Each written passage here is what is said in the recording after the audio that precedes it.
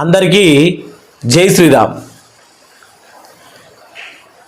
ఆంధ్రప్రదేశ్లో కూటమి ప్రభుత్వం తన విజయాన్ని ఘన విజయం సాధించింది. వైసీపీ డిపాజిట్లు కూడా కూలిపోయినది. ఏదైతే మనకు 2 జెడ్పీటీ స్థానాలు ఉన్నాయో, ఒకటి పులివెందుల, రెండోది ఒంటిమిట్ట. ఇక్కడ జరిగినటువంటి అవకతవకల గురించి ప్రజలు ఖచ్చితంగా తెలుసుకుంటారు. నేను ఏమంటా ఉన్నా అంటే ఈరోజు టీడీపీ గెలిచి చిక్కుల్లో పడ్డ టీడీపీ ప్రజాస్వామ్యం ఎక్కడ ఉంది, దీని గురించి మాట్లాడుకోవాలి మిత్రమా. ఎందుకంటే ఈరోజు ప్రజాస్వామ్యం అనేది ప్రజల ఇష్టానుసారంగా ఓట్లు వేసి గెలిచినప్పుడు కదా అక్కడ మనకు విజయం అందిందా పరాజయం పొందినామా అని మనం వివరించుకునేది. కానీ ఇక్కడ జరిగినటువంటి ఎన్నికలను చూస్తూ ఉంటే, పబ్లిక్ మాట్లాడుతున్నటువంటి కొన్ని విషయాలు చూస్తూ ఉంటే ఖచ్చితంగా ఏదో గోల్మాల్ మాయామంత్రం జరిగినది. అధికారంతో కొంతమంది పోలీసులతో, కొంతమంది అధికారులతో, ఎవరైతే మనకు ఎలక్షన్లో ఉన్నటువంటి పోలింగ్ వేయించుకోవడానికి వచ్చినటువంటి కొంతమంది ఏజెంట్లను కూడా వాడుకునినారు అనే విషయాన్ని ఖచ్చితంగా అర్థమవుతుంది. ఎందుకంటే ఇక్కడ పులివెందల్లో మనం చూసుకుంటే 683 ఓట్లు వైసీపీకి రాగా టీడీపీకి 6500 ఓట్లు పైచిలుకుగా వచ్చినాయి. మరి అక్కడ పులివెందల ఎవరిది అనుకుంటే అందరికీ ఆంధ్రప్రదేశ్ కానీ ఇటు తెలుగు రాష్ట్రాలు రెండిట్లో మాట్లాడుకునేది పులివెందల జగన్మోహన్ రెడ్డి అడ్డ మీదైన జెడ్పీటీసీ స్థానం కూడా గెలిపించుకోలేకపోయినాడు. ఈయన రాబోయే రోజుల్లో ఈ యొక్క పార్టీని ఏంగా పొడుకుంటాడు, ప్రజల తరపున ఏం నిలబడతాడు అని కొంతమంది వేసుకొని నిన్నటి నుంచి ట్రోలింగ్లో వేసుకొని దొబ్బుతూ ఉన్నారు. నేను అడుగుతా ఉన్న ఒకటే విషయాన్ని సూటిగా, ప్రజాస్వామ్యంలో పులివెందుల గడ్డ ఆల్రెడీ ఇప్పటికే మీరే చెప్పినట్టుగా 36 సంవత్సరాల నుంచి ఏకగ్రీవంగా ఎన్నుకున్నప్పుడు ప్రజలెందుకు బయటకు రాలేదు? మీరు ప్రభుత్వం 2 సార్లు సీఎం చంద్రబాబు నాయుడే ఉన్నాడు, మరి ఆయన ఎందుకు అడగలేదు? ఇదే పోలీస్ వ్యవస్థ మొన్న ఎవరైతే ఆయన డీజీపీయా లేకపోతే సిఐయా ఏదో పెద్ద పోస్ట్ ఆయనే కదా, ఆయన మాట్లాడినటువంటి మాటలు దుర్భాష కూడా అందరూ పబ్లిక్ చూసినారు. ఇంకా నేను మీకు ఒకటి చూపించబోతా ఉన్న ప్రజలారా, ఏంటి అంటే ప్రజలే స్వచ్ఛందంగా మేము మా ఓటు వేయలేదు, మా ఓటును వేయకుండా మేము వేసేసినాము అయిపోయినది మీరు వెళ్ళిపోండి అంటే మా ఓటు మేము వేసుకుంటాము, లేకపోతే వాళ్ళు ఓటు ఇయ్యమని కూడా అడిగినారంట. మేము ఇయ్యం, మా ఓటును వేసుకుంటే చెత్తబుట్టలోనైనా వేసుకుంటాం కానీ మేము ఇయ్యము అని వీడియో ఇగో.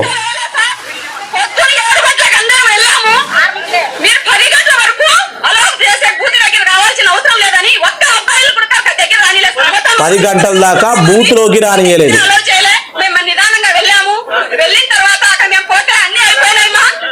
అన్నీ అయిపోయినాయి.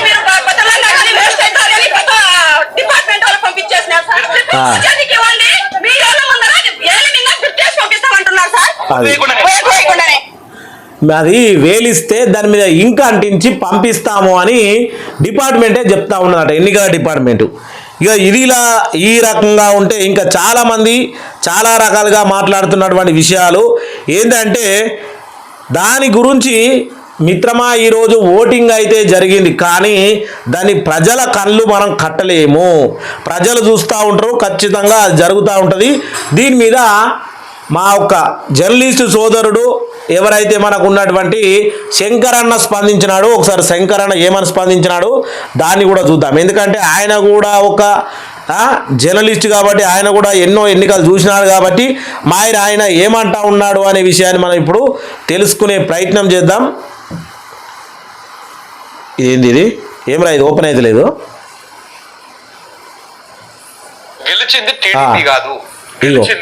టీడీపీ కాదు, పోలీస్ యంత్రాంగం, అధికారులు, ఎన్నికల సంఘం, అలాగే ప్రభుత్వం, వీళ్ళు ఇక్కడ గెలిచింది టీడీపీ పార్టీ కాదు, పోలీస్ అధికారులు గెలిచిర్రు, ఎన్నికల అధికారులు గెలిచిర్రు. ఎందుకంటే అక్కడ టీడీపీ వర్సెస్ వైసీపీ జరగాలి, పోలింగ్ గానీ ఓట్లు గానీ. కానీ వైసీపీ వర్సెస్ పోలీస్ నడిచింది. వైసీపీ వాళ్ళని ఎక్కడ బూతులకు పోనివ్వలేదు, వైసీపీ అనుకూలంగా ఉన్నటువంటి కుటుంబాలను ఓట్లు వేయనీయలేదు, ఆయా గ్రామ పంచాయతీల పోలింగ్ బూత్లను వేరే గ్రామ పంచాయతీలో పెట్టి వేరే ఊర్లలో పెట్టి అది ఎన్నికల అధికారులు, సో కలెక్టర్ గారు, ఇంత పెద్ద అధికారులు, ఎన్నికల సంఘం అధికారులు వాళ్ళందరూ కూడా అక్కడక్కడే తిరుగుతూ వేరే ప్రాంతంకి వెళ్ళి జమ్మలమడుగు లాంటి ప్రాంతాలకు వెళ్ళి వేరే మండలాలకు వెళ్ళి వచ్చి ప్రజలు దొంగ ఓట్లు వేస్తున్నా గానీ కనీసం కట్టడి చేయలేకపోయారు. సో కాబట్టి ఇక్కడ గెలిచింది టీడీపీ కాదు, ఇక్కడ గెలిచింది అధికారులు, ఎన్నికల సంఘము, పోలీస్ యంత్రాంగము, రాష్ట్ర ప్రభుత్వం. ఇక్కడ గెలిచింది టీడీపీ కాదు, గెలిచింది టీడీపీ కాదు, పోలీస్.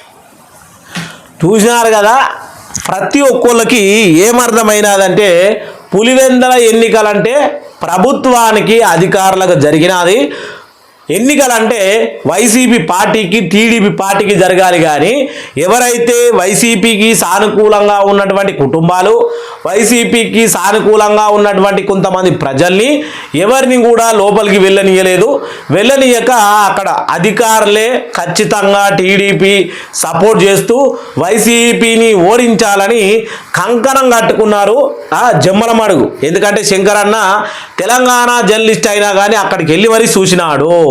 అది మీరందరూ గమనించాలి. ఇంకా ఏంది అంటే శంకరన్న మాట్లాడిన విషయంలో ఇక్కడ మొత్తానికే టీడీపీని తీసుకురాలి, మొత్తానికి అధికారులు, ఎన్నికల సంఘం కానీ, కలెక్టర్ కానీ, ఇంకా చూసుకున్నటువంటి పోలీసు యంత్రాంగం కానీ వీళ్ళందరూ దుర్వినియోగం చేయడం వల్ల, ఆ అధికార దుర్వినియోగం చూపించడం వల్ల ఈ వైసీపీ ఓడిపోయినాదని మాట్లాడుతున్నాడు. వాస్తవానికి వైసీపీ ఓడిపోయింది కూడా ఇదే విషయము. కాస్త అయినా పులివెందల్లో ఒకవేళ ఓడిపోయిందనే అనుకుందాం, పులివెందల్లో 683 ఓట్లు రావు మిత్రమా, ఖచ్చితంగా.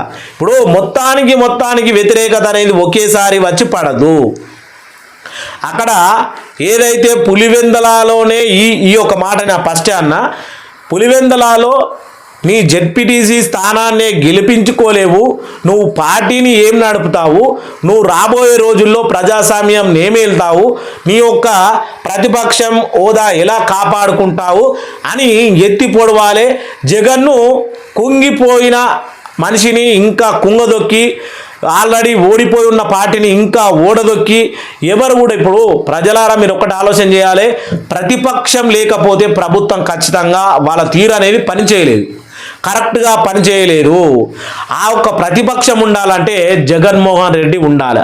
ప్రతిపక్షం సీట్లు రాకపోయినా పర్వాలేదు, కానీ ఏదైతే మనకి ఇంతకుముందు జగన్మోహన్ రెడ్డి ఉన్నప్పుడు ఒక్క సీటు కూడా లేని పవన్ కళ్యాణ్ మాట్లాడినాడు ప్రజల తరపు నుంచి. ఇప్పుడు కూడా పవన్ కళ్యాణ్ ప్రభుత్వంలో ఉన్నాడు కాబట్టి జగన్మోహన్ రెడ్డి ప్రతిపక్ష హోదాలో ఖచ్చితంగా మాట్లాడాల్సి ఉంటుంది. అది జగన్మోహన్ రెడ్డి గారు మాట్లాడతారు, దాని గురించి ప్రజలు కూడా సపోర్ట్ చేస్తారు. ఎందుకంటే ప్రభుత్వానికి ఏమైపోతుంది అంటే అది మంటసోడు, అడిగేటోడు లేకపోతే ఆడిందే ఆట పాడిందే పాట అనే దిక్కు అవుతుంది. కాబట్టి అలాంటి యొక్క ధిక్కారం ఏపీ ప్రజలకు రాకూడదని కోరుకుంటున్నా.